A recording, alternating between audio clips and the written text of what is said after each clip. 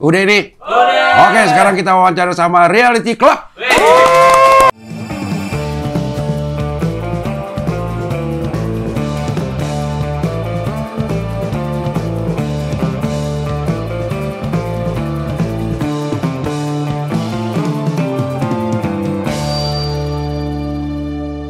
Waktu kita kecil, ukuran kepintaran kita tuh diukur sama tai. Bener. Di hal-hal yang sederhana misalnya, Panji mata genditnya mana? Kling, pinter. Sun jauh, pinter. Adek, ya. Pas dilihat, wih tainya banyak, pinter. Tainya banyak, pinter. Tapi Anies Baswedan kemarin ke podcast gue. Akhirnya podcast dah tuh. Podcast, ngomong ini, ngomong itu. Emang Anies itu, maaf ya gue bukan mempromosikan, bener dah. Tapi karena gue ngobrol sendiri, Anies itu emang pinter. Tainya banyak kali dia tuh anaknya. Gue ngerayunya juga ngerayu Sari sama dia. Kalau ketemu Ria tuh gue suka ngegombal-gombal gitulah gitu. Gue contohin ya. Jadi kalau ada Ria, gue bilang, Ria, cintaku padamu bagaikan nun mati ketemu hak, izhar, tegas jelas terbaca. Ria, kalau dekat kamu, hatiku tuh seperti nun mati ketemu kaf, ihfa, mendengung-dengung. Ria, kau itu bagaikan huruf setelah nun. Wow.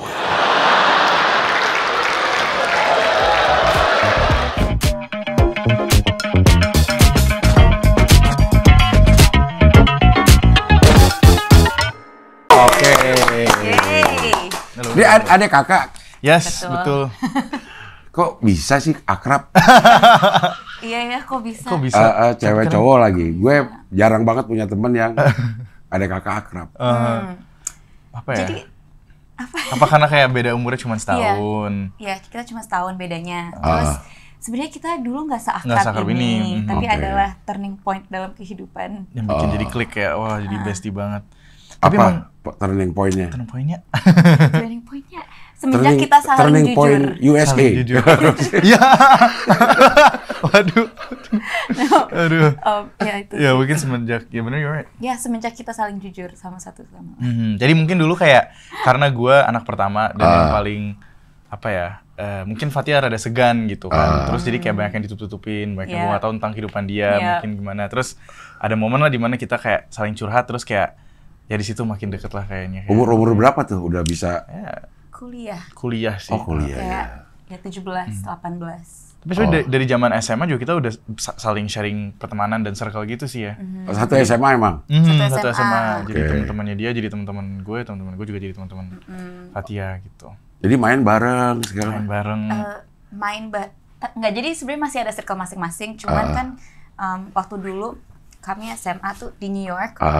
Rumah kami tuh deket banget sama sekolah. Jadi rumah tuh selalu jadi base camp anak-anak kalau mau ya mau istirahat atau mau apa nunggu kelas gitu. Jadi banyak teman-teman dia yang datang, makanya kenalan, terus teman-temanku juga. Tapi sebenarnya tuh agak beda. Sebenarnya beda sih sebenarnya beda. Tapi jadi digabungin gitu ya. Tapi kok bisa sekolah di New York?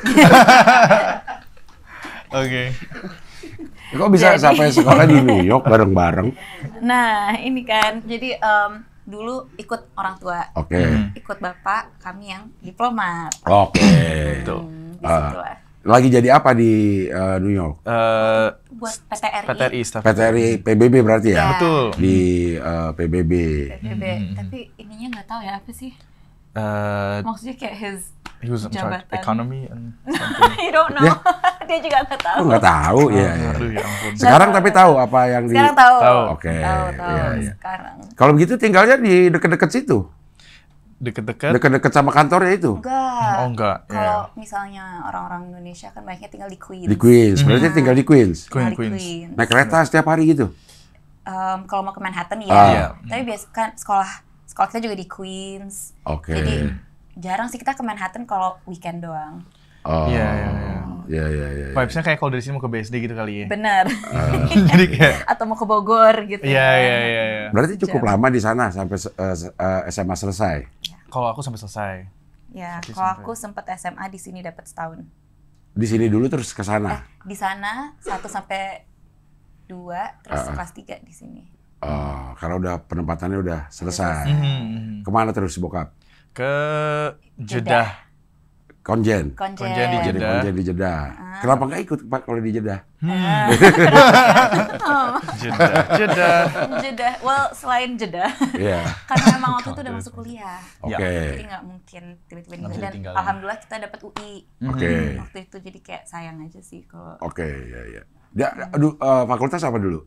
Saya hukum. Psikologi. Oh, psikologi. Dan itu juga samping-sampingan. Samping-sampingan. Makanya makin dekat. Iya.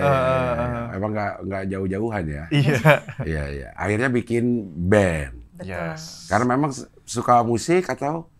Kayak dari SD tuh kita sempat di lesin piano, lesin musik, pokoknya banyak deh les-lesan.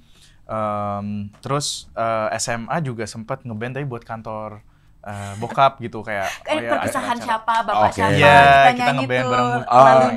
Pisah sambut. Ada yang berpisah, ada yang disambut gitu ya. Iya. Sering lah kita manggung-manggung gitu. Terus pas di kuliah juga, misalnya psikologi ada acara, aku ikut nyanyi vokalnya. Tapi itu belum jadi band beneran. Kayak band kampusan. Akhirnya tahun 2016 bikin. Yes. 2016 itu posisi lagi di? Aku masih kuliah. Baru lulus ya? Baru lulus kuliah. Lulus kuliah. Kantoran kan? Kantoran. Kerja kerja? Kerja apaan? Rekruter. Yang kayak interview orang. Iya. Psikologi sih ya. Psikologi. Emang kesana arahnya pengen tadi. Jadi langsung keluar kerja begitu bikin band? Enggak dulu. Jadi awalnya kita sambil ngeband sambil kerja. Oke. Karena you have to be responsible juga kan. Nggak bisa kayak ujuk-ujuk tiba-tiba langsung, ngeband aja nih, udah ya nggak usah gitu kan, stop semua penghasilan dan lain-lain. Jadi dulu tuh aku inget banget pas lagi kantoran tuh sering banget pas lagi lunch break atau apa keluar buat telepon misalnya ada yang mau nawarin reality club main atau balas-balas email di kantor tuh bukan email kantor tapi email band gitu. Jadi barengin lah. Tapi udah mulai manggung-manggung banyak si reality club bandnya ini ya. Nah, mungkin sebenarnya belum banyak ya, tapi lumayan ada. Lah ada kayak seminggu sekali atau 2 minggu sekali. Iya. Akhirnya memutuskan keluar saat pas udah mulai stabil uangnya. Stabil uang itu pas kapan? Oke, jadi sebenarnya kalau dari aku sih waktu itu sempat S2 dulu. Aduh, sempat sekolah lagi. Sempat sekolah jadi kok orang hidupnya lancar amat ya. Udah ngeband S2 dulu. S2-nya apa lagi? S2 psikologi lagi. Psikologi lagi, organisasi. Di UI lagi? Enggak, di Belanda. Ya SMA di New York. S2 di Belanda. Enak banget ceritanya ya. Enak banget tuh. Iya, jadi alhamdulillah dapat beasiswa waktu itu. Jadi S2, habis selesai S2 sempat tuh ditawarin kerja di Belanda. Oke. Nah, di situ kita decide bareng tuh. Kita meeting bareng online. Guys, gimana nih? Bandnya kan udah jalan. Ini di tahun berapa nih? 2017 ya? 2017. 18. Iya. 18, ini ditawarin kerja nih di Belanda gimana ya? Kayak soalnya itu kan impian semua orang yang kuliah di luar negeri kan, kuliah di sana ditawarin kerja yang real gitu. Dan waktu itu beneran dilema banget, ini balik ke Indonesia buat lanjutin band lanjut kerja di sini gitu. And then I thought mungkin 5 tahun 10 tahun ke depan kayaknya nggak pengen kantoran sih, pengen ngejar passion gitu kan. Terus kebetulan juga waktu itu pas meeting teman-teman band pada bilang kayak sebenarnya bandnya udah mulai menghasilkan duit kok gitu, dan lumayan lah kayak lebih dari gaji dulu pas kantoran gitu. Ya udah akhirnya decide kita pulang, aku balik ke Indonesia. Pas di situ meeting bareng dan kita semua decide barengan untuk, soalnya semua pada kantoran juga. Fatia juga sempat kantor di law firm, Nugi juga ada di startup, Era juga, dan kita semua berempat sepakat untuk yaudah kita full fokus di sini. Soalnya ini udah harus difokusin gitu. Soalnya waktu itu udah mulai manggung selain weekend juga ada yang di weekday juga kan. Jadi kalau masih harus bareng sama kantoran rada susah gitu. Tapi cukup cepat ya memutuskannya. Kayak sekarang kan juga banyak tuh perunggu misalnya. Dia termasuk cukup lama untuk memutuskan full di musik. Kalau reality club cukup cepat semua nih, empat-empatnya cepat untuk sebenarnya lamanya karena ya itu yang 2-3 tahun itu dulu sambil menimbang-nimbang, tapi ketika ya itu uangnya udah oke dan apa namanya ya kita juga semua pede dan yakin sama ini cepet sih. Oke, kakak balik. Aku inget banget kayak kakak juga waktu nelfonin kan kayak like the pay is good di sini, and I'm like just come back home. Nyokap bokap gimana? Actually nggak jadi pertimbangan. Jadi kok sebenarnya buat balik Indonesianya iya. Iya. Soalnya waktu itu sebenarnya dari Bonyok mereka pengen deket sama anak. Jadi kayak udah Kak pulang aja, ntar cari kerja di sini. Sebenarnya mereka awalnya masih belum setuju kalau full time musik. Dan mungkin sampai detik ini udah lebih suportif. Tapi dulu kayak 3 tahun suruh kerja. 4 tahun 5 tahun pertama ngeband tuh masih gitu kayak masih kakak kapan mau cari kerjaan. Kalau aku selalu dituntut S2. Sampai detik ini itu. Karena bokap juga pasti minimal S3 sekarang. Emang kalau bokap emang akademisi banget. Jadi ngeliat anaknya yang punya potensi sebenarnya kenapa nggak sekolah? Iya, mungkin ke situ. Terus gimana cara ngeyakininya? Selain uang ya, selain karena uangnya cukup nih, ginian uangnya cukup loh gitu. Kayaknya kalau menurut aku sih kesibukan ya. Jadi kayak pas udah ngelihat lebih stabil dan lebih sibuk gitu. Mungkin dulu pas awal kan mungkin manggung cuman weekend sekali. Jadi kayak banyak hari nganggur di rumah kayak kelihatannya kayak ini anak gue ngapain ya gitu. Tapi semenjak inget banget. Tapi semenjak udah mulai hampir setiap hari ada kegiatan dan ya mereka juga lihat kalau kita beneran niat banget di sini. Maksudnya flight jam 3 pagi juga ya udah kita lebih kelihatan disiplinnya mungkin atau strukturnya gitu kerjanya makes it seem more real gitu kayak legit gitu kerjaan beneran gitu. Tapi sempat ada omongan oke boleh lo di musik gitu. Enggak sih. Enggak ada. Kayak sebagai orang tua sih emang enggak sih. Iya enggak kan. Tapi I know deep down mereka paling supportive untuk kayak number 1 reality club fan. Apalagi bokap itu lucunya ya dia he's active on social media kan dan kayak suka ngepost IG, Twitter gitu. IG. Kayak ngepost reels atau apa lagunya selalu reality club. Padahal nggak nyambung. Kan yang untuk nggak nyambung pun kayak dia misalnya lagi nongkrong sama teman-teman apa dosennya gitu. Terus back soundnya lagu reality club yang tentang patah hati gitu. Tapi di lagu yang paling baru yang mau hari ini rilis ya kita rekam hari ini rilis videonya. Bokap senang dong. Wah. Itu tentang bokap bener. Gue juga betul. Gue nggak ngerti sih. Isinya itu. Now I'm diplomat. Now I'm a diplomat. Itu benar-benar apa ya memoir atau kayak biografi dalam bentuk lagu untuk ayah. Jadi setiap verse-nya itu nunjukin kisah hidupnya. Dan setiap verse itu juga nunjukin setiap penempatannya sebagai diplomat. Dan the main message buat lagu ini adalah just believe in your dreams gitu karena who knows where life will take you.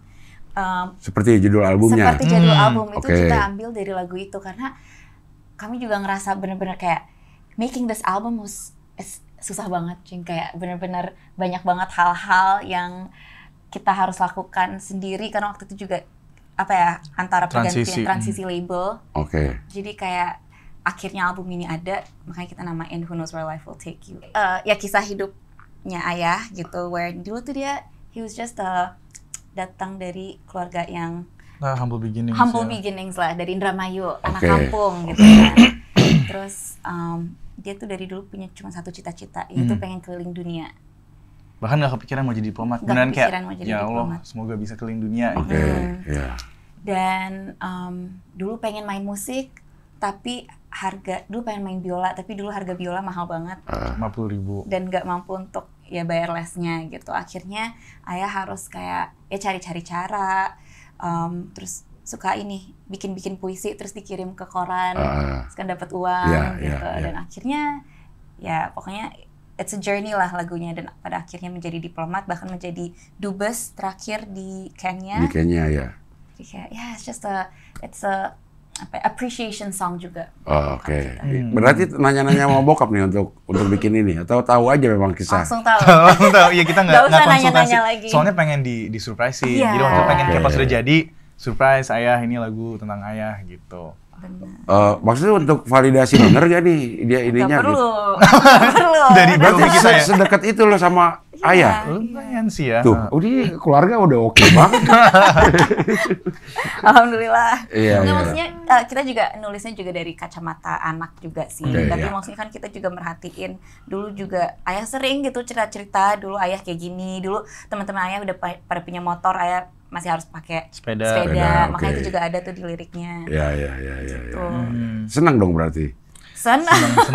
Ngasih tahu aja gimana nih lagu tentang ayah lo gitu. Waktu itu pas dia ulang tahun, lagunya belum jadi tapi demonya udah jadi. Nah, di situ kita nge-present kayak ayah, happy birthday, ini ada lagu tentang ayah gitu yang akan masuk di album berikutnya. Terus kita tunjukin liriknya lah, dan lucu banget dia soalnya terlihat apa ya, kayak keep calm, stay calm, tapi sebenarnya bangga. Kayak dia ada kayak mau nangis. Gua aja mau nangis. Kalau anak gue bikin kayak gitu sih nangis. Kayak mau nangis tapi kayak stay cool banget ya. Stay cool, malah ngasih feedback, dia. I have the video. Iya, the video, Ayah malah ngasih feedback. Malah langsung ngasih feedback, belum apa-apa. Kayaknya bagian ini harus pakai ini ya. Tapi kelihatan dia lagi nahan emosi gitu, lucu sih. Iya, bapak-bapak banget lah. Iya. Artinya akhirnya disetujui full lah kalau kayak begini sih artinya perjalanan ini, karena kalau dengar ceritanya kalian berdua deket banget sama keluarga lah kayak gitu ya. Sekarang udah album keempat. Yes. Cuma ada satu lagu yang berbahasa Indonesia. Cuma ada akhirnya. Dari apa pertimbangannya? Pertimbangan pakai bahasa Inggris dulu apa? Karena yang paling banyak nulis lagu itu saya dan lebih nyaman ngobrol dan semua itu pakai bahasa Inggris kalau aku.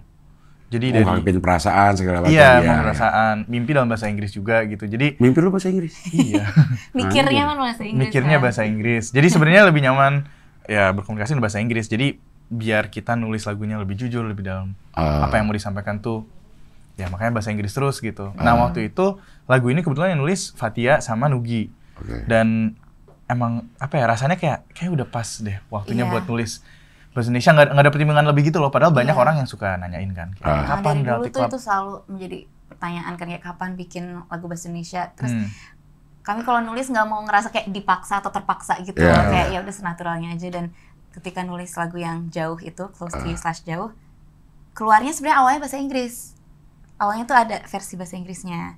Habis itu nggak tahu kenapa kayaknya oke juga nih dibikin bahasa Indonesia. Tapi itu pun atas keinginan sendiri. Akhirnya aku coba tuh nulis pakai bahasa Indonesia. Dan karena bahasa Indonesia aku juga agak belepotan kalau dalam sebuah karya, aku minta Nuk, tolong dong dipercantik gitu. Akhirnya dipercantik lah dan keluar. Tapi itu memang benar-benar terjemahan atau tafsiran dari lirik yang sudah ada dalam bahasa Inggris? Nah, ternyata enggak. Ya? Beda. Beda banget. Kok bisa? Gak tahu, beda banget karena mungkin topiknya sama. Topiknya sama, yaitu tentang approach-nya beda. Bahkan topiknya sama, tapi benar approach-nya beda. Jadi yang lagu bahasa Indonesia ini sebenarnya ini terserah teman-teman ya mau diartikannya sebagaimana apa, karena banyak yang mengartikannya kayak ini tentang long distance relationship atau kayak apa. Tapi sebenarnya ini lagu tentang keyakinan, tentang Tuhan Yang Maha Esa. Emang long distance sih kita long distance, ya benar. Jadi pas aku nulis yang kalau yang bahasa Inggris tuh lebih kayak how do I get close? Gimana caranya aku mendekat padamu? Kalau yang bahasa Indonesia tuh justru kayak aduh kok aku foya-foya mulu ya, lagi ngerasa jauh. Jadi sebenarnya beda. Dan nggak tahu kenapa akhirnya beda, nggak bisa plek-ketiplek sama tafsiran terjemahan. Tapi apa aja ya? Intinya sih sama ya. Intinya sama. Kayak lo mengeluh kenapa gue nggak bisa dekat. Iya. Mungkin karena lo foya-foya terus gini. Mungkin kayak gitu ya diterjemahkan sama si Nugi ya. Iya. Iya. Album keempat ada 3 produser gue baca. Maksudnya 3 produser itu gimana sih? Keroyokan. Maksudnya dalam satu album ada 3 produser, artinya kita assign lagunya yang mana dapetnya. Mana yang jadi sebenarnya tetap satu lagu tuh 1 atau 2 produser maksimum. Jadi kayak buat album yang keempat ini pertama kalinya kami kerjasama sama produser bule. Langsung kami terbangkan dari LA ke Bangkok kemarin. Dan dia dapat jatah. Kita minta tolong untuk diproduserin 7 lagu. 7 lagu, betul. 7 lagu. Dari 14. Dari 13 lagu. 7 lagu. Terus Mas Ida Mas Ardi, dia dapat 2 lagu. Terus sisanya Wisnu Isantama, yaitu produser kita dari album kedua. Tapi si Tama ini dia juga nge-co-produce di setiap lagu. Jadi mungkin kenapa ramean karena pas jadi selama ini album 1, 2, dan 3 kita tuh selalu pengen kolaborasi bareng musisi lain atau teman-teman ya produser lain, tapi kita terlalu keasikan kerjain sendiri sampai pas udah selesai kayak ini orang masuknya di mana ya, udah selesai juga gitu. Jadi finally di album keempat ini kita emang niatin dari awal kita kolaborasi bareng sama Ramean. Jadi dari awal bikin demo emang pun udah harus dijatahin gitu nih dari kita awal bikin lagunya, demonya kita udah undang beberapa teman buat kolaborasi bareng, yaitu Gary sama Upi. Mereka itu additional player kita on stage, synth player sama gitaris. Di situ kita ya jadi lingkungan buat bikin lagunya tuh kolaboratif banget. Bukan cuma dari berempat, jadi oke nih ide lagunya ada tambahan dari sana sini. Jadi pas kita translate ke rekaman, ada produser masuk, enak juga jadi udah tahu flow-nya buat kerja bareng ramean gitu. Sebenarnya produser ini apa sih hak dan kewajibannya? Kita juga awal-awal bingung ya. I feel like produser itu mirip kayak sutradara di film, in a way. Mereka yang ngedirect kayak ini lagu ke arah mana atau kayak apa sih message yang mau disampaikan. Oh ya udah. Kita coba. Bahkan mereka juga punya control saat rekaman, mereka pengen rekamannya kayak gimana. Terus kayak siapa yang take duluan atau apa ya, kayak moodnya harus kayak gimana, karena beda-beda. Ada produser yang bekerja berdasarkan mood, ada yang berdasarkan teknis. Contohnya yang saya perhatiin ya, Tama itu mood banget. Dia nggak apa-apa kita fals-fals dikit, nggak apa-apa melihat mainannya nggak serapih itu, tapi yang penting moodnya dapet. Moodnya terjaga. Kalau yang sama Oberhofer ini yang dari LA, dia teknis banget. Jadi like remember when we had to do it over and over again. Diulang-ulang gitu. Tapi dia nggak terlalu merhatiin moodnya, nggak setama lah. Jadi kayak, oh ternyata gitu ya. Jadi cara mainnya. Salah diulang gitu. Iya. Kalau fals bisa lagi, ayo. Oh my god. Ada 2 naga. Iya, ya ampun, aneh banget. Jadi si namanya Brad. Brad ini musisi dari LA yang aku dengerin dari semenjak aku kuliah. Huge fan of him. Terus dia tuh lumayan unik karakternya, unik banget, kayak bule gila, beneran stereotypical bule aneh gitu loh. Kita jemput di airport tuh dia udah nari-nari sendiri gitu kayak man gitu, I'm so excited gitu. Terus dia tuh pengen belajar bahasa Indonesia tapi nggak mau kata-kata yang basic gitu, jadi selalu minta hal yang aneh lah, slang yang aneh. Pokoknya pas lagi rekaman vokal kan nggak kelihatan tuh yang di studio siapa aja, jadi in a booth. Kalau dia ngomong kayak sekali lagi itu udah biasa. Sekali lagi. Mantap, sekali lagi itu udah sering. Nah, waktu itu pernah pas lagi take vokal, nggak nyampe-nyampe nih. Terus dia kayak, Faiz, di dalam dirimu ada 2 naga. Kayak apaan nih kok tiba-tiba? Kenapa ada naga? Kan di dalam apa? Iya, di dalam dirimu ada 2 naga. Yang mana yang mau kamu kasih makan? Kayak apa? Siapa yang ngajarin ini? Dengan aksen yang itu, mau take vokal malah jadi ketawa. Ini apaan? Iya. Produser punya wewenang seperti itu juga. Yes. Nentuin sound misalnya. Yes. Sound gitarnya kayaknya di sini soundnya lebih enak ini gitu. Betul. Jadi tapi mungkin kita lumayan bersyukur sih dapat produser-produser yang lumayan kolaboratif. Jadi mereka nggak pernah yang kayak harus kayak gini. Mereka kayak menurut gue kayak gini sih, menurut kalian gimana gitu. Dan kita lumayan, ya namanya juga kita udah nge-hire orang yang skilled gitu. Ya udah kita benar dengerin advice-nya. Sama-sama percaya. Dan ya enaknya soalnya kita juga sebagai band, sebenarnya kita nitpicking banget gitu dan benar-benar kayak hands-on banget. Bahkan setiap lagu kan kita bikinin tuh kayak presentasinya. Jadi awalnya sebelum kita mulai rekaman, kita pasti nge-present dulu lagunya ke produsernya. Kita justru yang nge-pitch dulu. Kita pengen moodnya kayak gimana, soundnya kayak gimana. Baru nanti si produser itu nge-translate apa yang kita mau, yaitu hak dan kewajiban dia. Tapi juga karena kita lumayan hands-on, kita juga nggak mau asal ngikutin doang. Ya pasti ada filter laginya. Oke. Nah, keputusan, maksud gue, lo ada di label apa sekarang? Sekarang kita independent lagi. Independent actually. Oh, independent lagi. Kita ada manajemen. Manajemennya sama Saniter. Oke. Tapi pernah di istilahnya major label pernah? Pernah. Bedanya apa sih? Wow. Dibiayain sendiri kalau independen atau gimana? Basically. Jadi kita untungnya pas awal-awal kan sempat independen lumayan lama. Album 1 sampai 2 itu independen. Jadi kita udah belajar. Maksudnya awalnya independen juga biar kita belajar gitu. Biar nanti pas suatu hari masuk label, kita nggak dikele-kelein gitu, kita udah tahu gitu apa yang akan dilakukan. Nah, bedanya mungkin major label yang pasti satu, they cover everything. Financially semuanya di cover sama major label. Marketing, the connections of course juga, the connections dan lain-lain. Cuman emang potongannya lumayan sadis. Sadis sekali. Sadis. Potong di mananya? Royalty sama everything. Ya gitu. Tapi kita juga dari awal walaupun potongannya sadis, ya kita lumayan, karena ada 2 anak hukum juga ya. Jadi dibaca semua kontraknya dan diresapi dan emang secara apa ya? Conscious gitu. Adanya gitu loh, kayak ini bukannya emang kita dapat sadis, tapi emang sadis. Emang sadis sistemnya gitu. Sadis ya. Dan juga kita ngelihatnya sebagai investment lah. Kayak misalnya kita potongannya sekecil ini, ya yang mereka dapat besar itu ya kita investment buat kita makin besar lagi gitu. Ngeliatnya kayak gitu. Termasuk off air. Off air juga tapi nggak sadis. Apa sih istilahnya itu 360 gitu? Iya, mereka handle 360 gitu. Semuanya. Tapi income dari off air sama dari royalty itu beda-beda. Oke. Akhirnya berarti sempat pakai major label itu satu album. Satu album. Benar. Memang kontrak juga segitu. Kontrak tuh per album atau per durasi? Kontrak tuh per durasi. Iya, per durasi. Dan waktu itu emang kebetulan pas durasinya juga udah mau selesai, udah habis ya. Terus itu kita makanya ada transition period itu. Yang di sini biaya sendiri berarti? Ya, di sini kita cari funding sendiri jatuhnya dan biayain, ya ada uang sendiri juga sih yang masuk yang dipakai. Wah, banyak dong ya. Well, this project album 4 soalnya kita juga yang paling salah satu yang paling ambisius juga. Kita rekaman di Bangkok sebulan. Karena pengen. Karena Bangkok. Bagus studionya. Studionya memang bagus. Studionya memang bagus karena kita memang cari studio yang bisa live tracking ramean, jadi nggak harus tunggu-tungguan bass dulu, gitar dulu. Ini semua semua live tracking. Ini pertama kali kita kecuali coba. Satu lagu yang lagu bahasa Indonesia itu. Sisanya live. Iya, karena dari awal tuh kita pas songwriting. Sorry, salah satu ya ulang semua. Iya. Iya, dan makanya kami ngerasa ya kayak udah 9 tahun ngeband.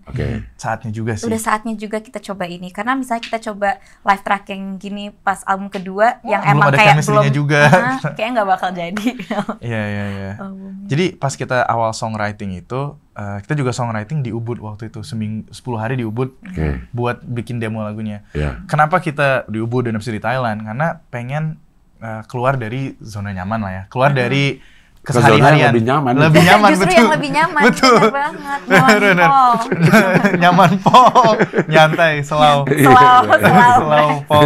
Nggak, tapi emang soalnya mikirnya kalau misalnya kita rekaman di Jakarta dan masih ada keseharian hidup kita, kayak kebayang nggak sih kayak misalnya habis rekaman jam berapa sampai jam berapa pulang ada saya jemput anak sekolah lah atau kayak ya pokoknya jadi mindsetnya pasti ada pause-nya gitu loh.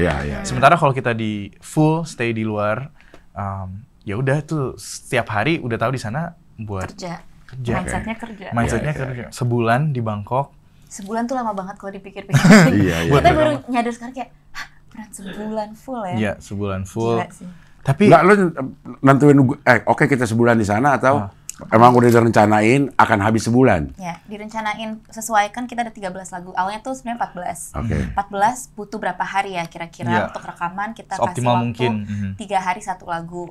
Habis itu ada rest day.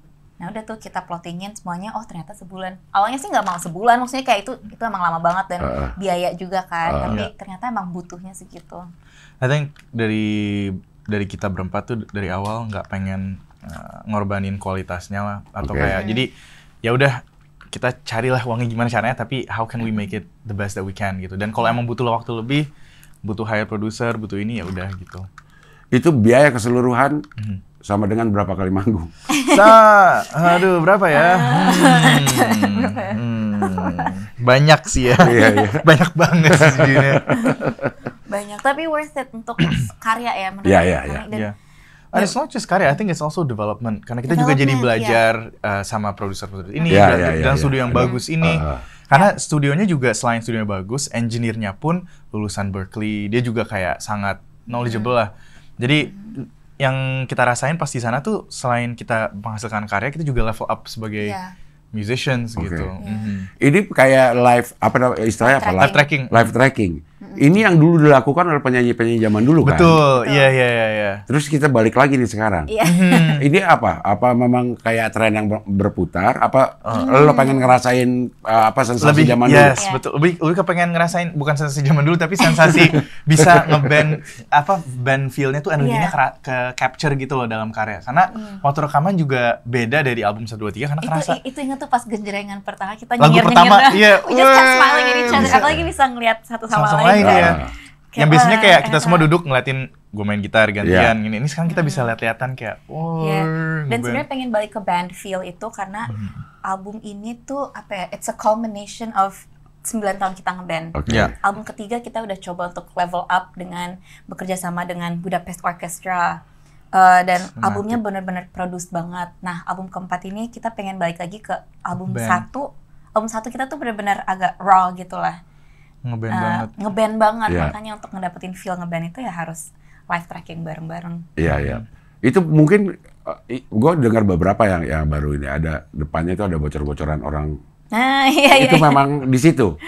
Atau itu dimasukin atau memang pada saat lagi live tracking ya sebelum kita mulai ada bocor-bocoran orang gitu. Iya. Emang sengaja biar dapat feel-nya live gitu.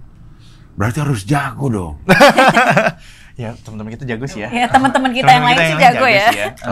Maksudnya biar nggak salah. Nggak salah ya. Jadi kan bukan yang manggung yang kalau salah orang nggak bisa. Nggak notice ya. Nggak bisa. Ini selamanya salah nih gue ulang nggak bisa gitu kan. Kalau ini kan bener-bener berasa kan beda gitu. Dan preparation-nya mungkin lumayan juga. Jadi sebelum kita berangkat ke Bangkok kita latihan biar kita udah lumayan fasih lah sama lagunya. Of course pas nyampe Bangkok ada part yang diganti, tapi secara frameworknya udah sama. Dan juga yang lucu kita tuh biasanya sekali take itu mungkin satu lagu maksudnya biasanya kayak 4 atau 5 kali take, tapi yang dipakai tuh pasti take 1 apa 2 apa 3 gitu. Sisa itu kayak biar aman aja gitu. Itu sebenarnya yang diambil awal-awal. Tapi kan moodnya jadi pasti berbeda. Jadi kita juga ngeliat mana moodnya yang paling oke gitu. Biasanya yang pertama apa kedua, yang awal-awal lah gitu. Karena masih excited, masih kayak masih energetik lah ya. Gue nggak ngerti secara teknologi gimana ya kan. Bocoran-bocoran suara gitar kan masuk di mic vokal. Itu gimana sih? Maaf banget. Waduh. Nah, memang untuk vokal terpisah. Jadi ini ada ada booth-nya sendiri. Tadinya kita mau langsung, tapi itu emang bocor. Jadi yang full live tracking itu all the instruments, the drums, bass, guitar, synth bahkan atau keys. Buat vokal di take juga, tapi sebagai guide doang. Jadi juga pas lagi take yang instrumen ada vokal nyanyi bareng. Tetap nyanyi. Biar dapet ini. Tapi akan di take lagi untuk vokalnya. Terus nge-mix musik musiknya gimana? Setelah itu lagi udah jago si engineer-nya itu sih. Aku rasa kayak emang nggak salah pilih studio gitu. Bener. Dia nge-mix. Iya, gue juga suka. Jadi gimana kan pasti ada bocoran suara paling dari mic si drum gitu ya. Iya. Jadi kalau secara teknisnya ampli gitar tuh di ruangan yang terpisah. Jadi terus di miking. Jadi mic yang dari ampli gitar tuh justru nggak bocor lah gitu. Atau bocor pun tipis. Tapi karena barengan bocorannya juga masuk. Masih nyambung aja. Nggak yang malah ngeganggu gitu. Iya. Dan justru kita pakai misalnya di mic drum Nugi ada teriak atau apa. Ya bocoran itu dimasukin ke lagunya biar terkesan live-nya dapet banget gitu. Iya. Siapa yang punya ide awalnya mau live tracking ini? Dari awal. Soalnya band-band yang aku dengerin dari dulu juga ada yang pernah coba live tracking, dan itu sebenarnya impian aku dari lama sih ya. Dari album 2 atau 3 sebenarnya udah pengen, cuman mungkin belum dapet waktunya, momennya, dan kita juga belum bisa main chemistry-nya juga belum ada gitu. Terus ya udah coba ngobrol-ngobrol. Mas Iga juga udah pernah kan waktu itu live tracking, jadi sempet nanya ke dia lah kayak, Mas lo waktu itu live tracking gimana gitu, kayak wah lo harus coba sih Is.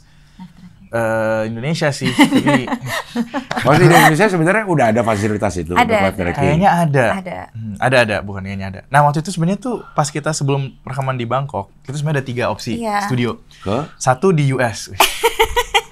Tentu tidak mampu. Satu di US, Satu di Bangkok, satu di Bali. Oke. Bali memang ada? Ada. Oke. Saya waktu itu masih ini transisi sebelum label dan independen kan. Jadi awalnya mikirnya, oh ini di cover label mah, kita dream big aja udah di US. Kita lihat mereka serius apa enggak sama kita. Gitu. Ngasal banget. Tapi pas kita bikin budgeting juga kayak, oh ini nggak mungkin sih. Ini lumayan sih gitu. Akhirnya yang berangkat berapa orang dari sini? Yang berangkat kita 10 ya. Terlalu kita berempat tambah 2, 7, Tama ini 9 sih. Playersnya 9.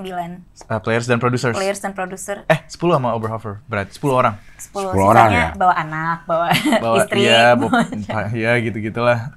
Tapi emang gede juga sih kalau mau ke US. Agak nggak mungkin kan. Tiketnya aja dua kali ini, anjay gede. Yang US nggak apa-apa, karena emang nggak dibalas anyway.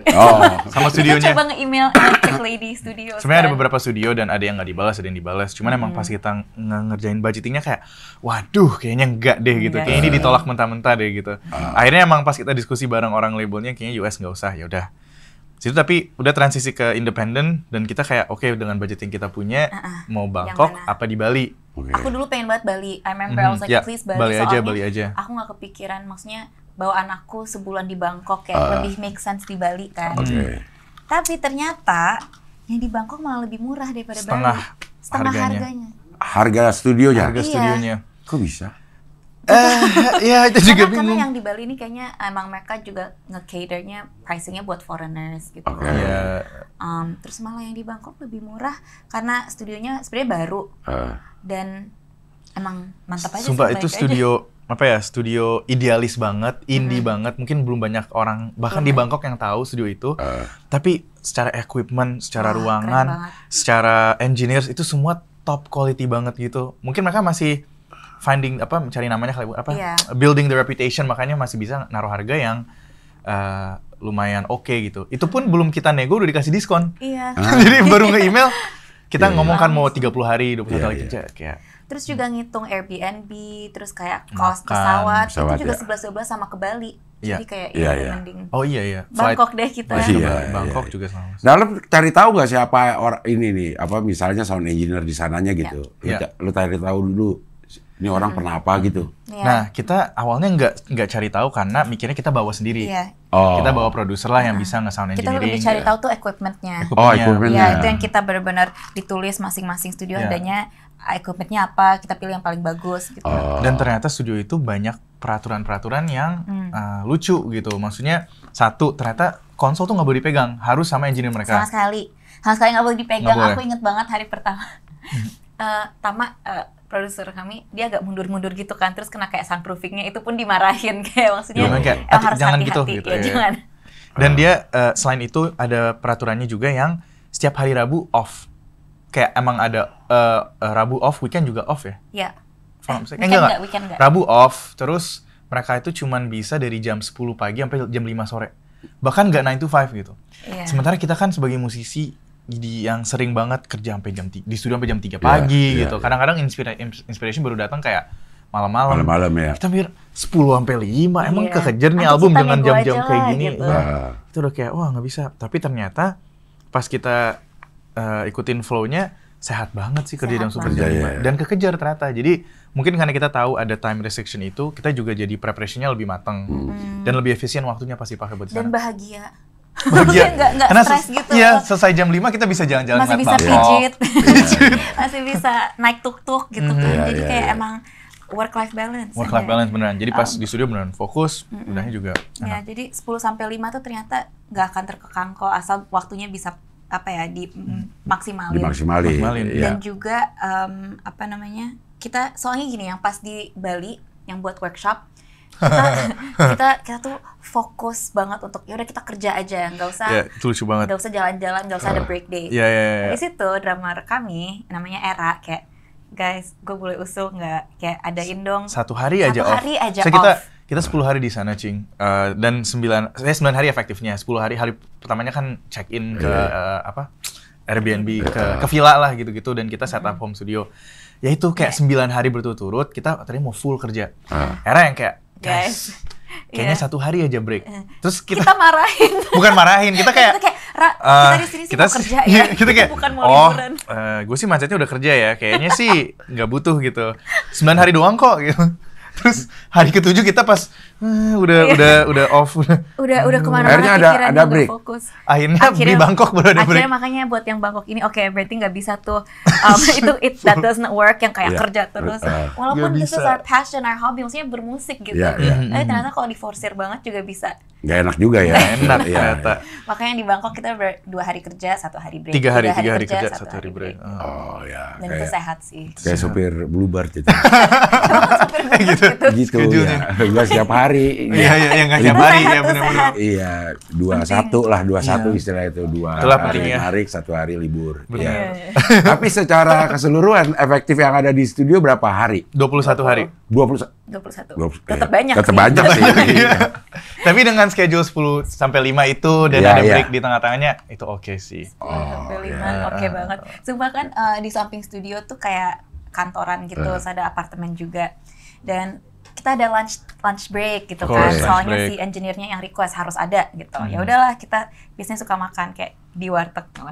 Ya warteg Thailand samping ini. Warteg Thailand mantap. Terus kayak aku pakai kayak pakai lanyard gitu kan. BUMN. Nah, sumpah rasanya kayak gini rasanya jadi 9 to 5. Lunch break ke warteg gitu. Ke warteg terus balik lagi jam 5 pulang gitu kayak gini rasanya sehat banget ya. Itu lucu banget itu sih. Jadi ada yang jaga warteg ibu-ibunya gitu yang dia punya. Mana dia kayak hafal kan kita kayak gitu. Kalian dari mana? Dari Indonesia.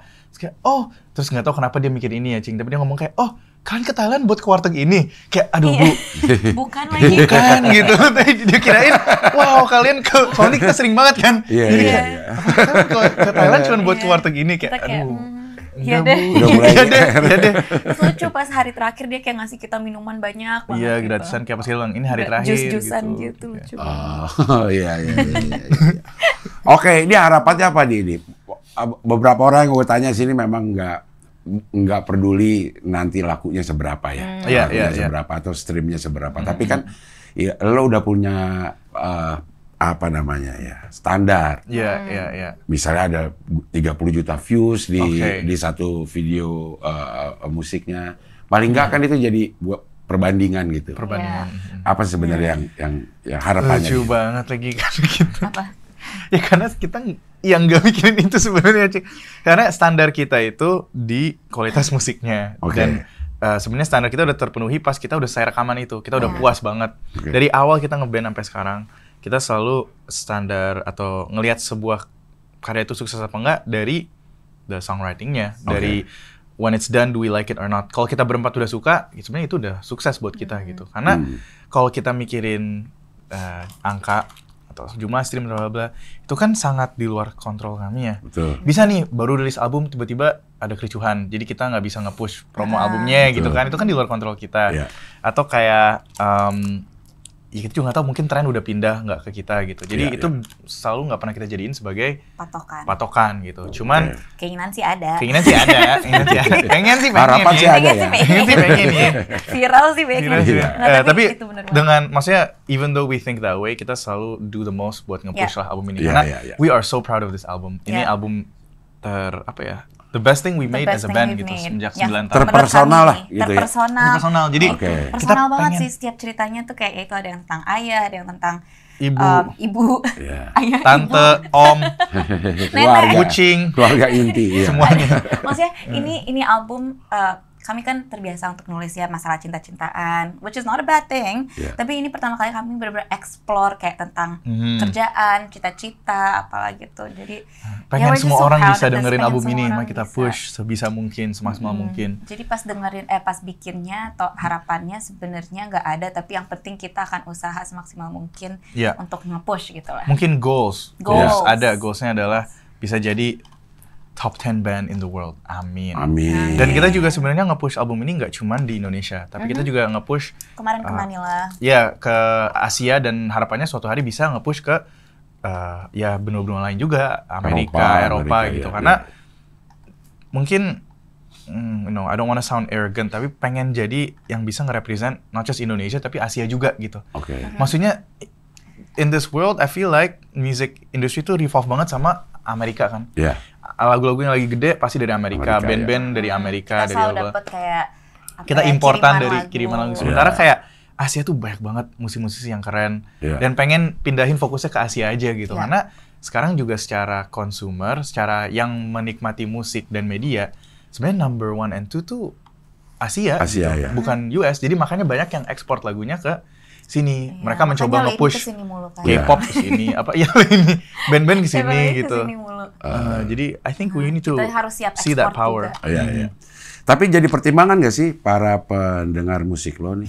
Umurnya bertambah atau lo kalau lo ceritain tentang lirik yang sekarang udah mulai dieksplor, itu kan udah bukan cinta-cintaan, bukan ABG lagi lah gitu.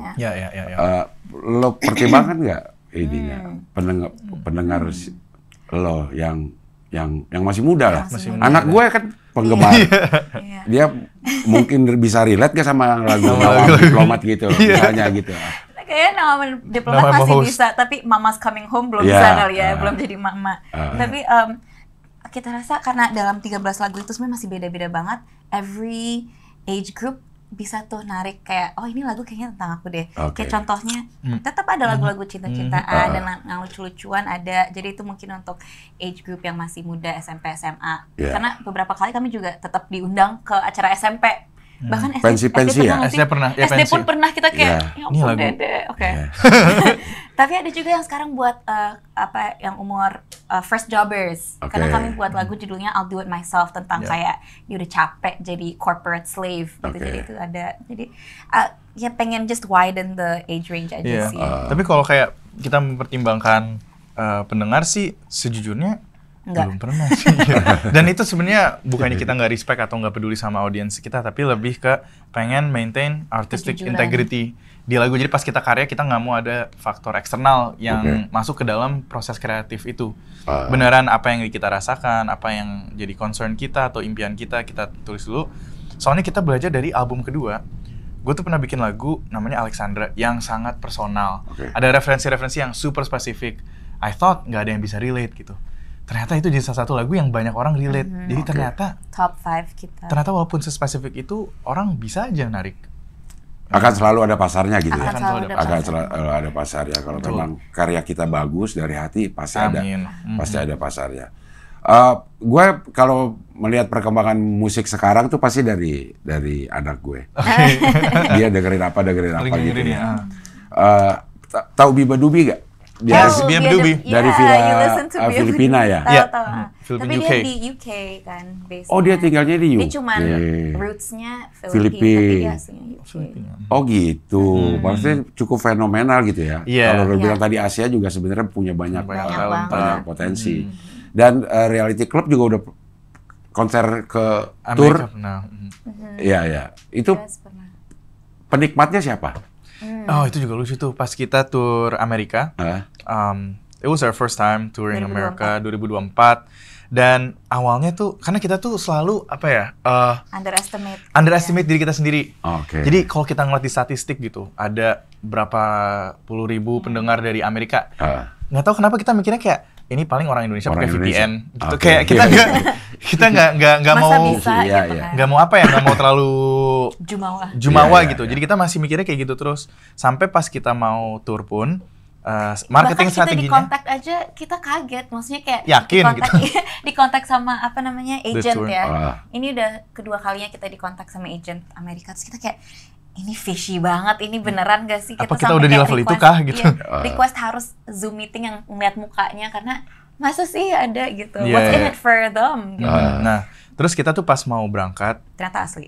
Dari marketing strateginya pun kita tuh mencoba marketingnya ke orang-orang Indonesia di sana, diaspora, mahasiswa. Jadi kita kayak coba kolaborasi sama KJRI lah. Terus kita bikin videonya juga bahasa Indonesia kayak halo orang-orang ini kita akan ke New York, akan ke Washington apa gitu-gitu kan. Terus ternyata pas kita mulai tour, bukan hampir semua titik orang Indonesianya ternyata paling cuma 10-20%, sisanya orang lokal gitu. Dan we're very surprised and very shocked karena mereka juga hafal dan nyanyi bareng. Itu lumayan momen yang mengharukan juga sih kayak ternyata beneran bukan cuman statistik dan apalagi yang pas di New York Stitching itu benar-benar kayak sentimental karena Faiz belum pernah balik lagi semenjak pulang. Oke. Iya, dari SMA. Ini cerita juga nih cerita. Jadi Faiz itu pas disuruh pulang ke Jakarta, bete banget. Aduh. Karena dulu dia punya pacar. Aduh. Jadi pas pacar bule pulang, maksudnya kayak udah selesai penempatan ayah, kayak pulang lu kuliah di Indonesia. Pulang lu. Bete banget, bener-bener kayak. Oh, I was bad. Oh, you were so like Mama, teenager so yang kayak angsty, kayak nggak mau pulang gitu. Dan maunya digoyang. Dan akhirnya habis itu kakak pernah bilang, I remember kayak pokoknya kakak suatu hari akan balik ke New York and he's gonna make a band gitu. Dan itu benar-benar kejadian dan aku baru menyadari kalau kakak pernah ngomong itu pas di sana itu kayak wah, karena aku waktu itu udah sempat balik buat kerjaan. Jadi kalau kakak belum pernah, jadi kita kan road trip kan dari West Coast sampai East Coast. Jadi pas lagi di persimpangannya antara New Jersey ke New York, lagunya lagi dimainin tuh yang ini yang New York, lagu Alicia Keys itu. And it was like kalau bisa bayangin kita lagi di dalam kayak van gitu, lagunya itu terus mungkin jam 5, jadi kayak mataharinya lagi udah mau turun, terus pas aku ngeliat ke kanan kakak kayak mau nangis gitu kayak. Terus ketemu lagi sama pacar lo? Enggak, dia udah nikah. Dia udah nikah, udah punya anak ya. Udah punya anak, udah Oh, masih tahu kabarnya. Social media. Ya udah, tapi itu sih pas balik ke New York kayak wow, like we feel like we made it sebenarnya. Kita bahagia. Ini masih musim gak sih kalau ada band yang ngeluarin album baru, terus ada tour tentang album itu? Masih ada nggak sih? Masih banget. Dan lo juga melakukan ini? Tapi kita lihat juga ya situasi dan kondisi negara gitu. Karena susah banget sih, Cing. Kayak maksudnya untuk cari sponsor, untuk kita harus lihat juga daya beli masyarakatnya kayak gimana. Jangan sampai kita bikin tour tapi malah ya boncosnya kegedean gitu. Tapi itu perlu sih, tetap perlu. Dan ini sebenarnya selesai kalau pakai major label ya. Karena dibiayain semua gitu ya. Bisa jadi. Ya ampun. Oke, terima kasih sudah hadir di sini Faiz, Fathia. Mudah-mudahan sehat terus. Makin kompak. Amin. Ya, ini bisa jadi panutan buat para keluarga ini, adik kakak bisa kayak gini, bisa seakrab ini. Yang penting jujur. Yang penting jujur.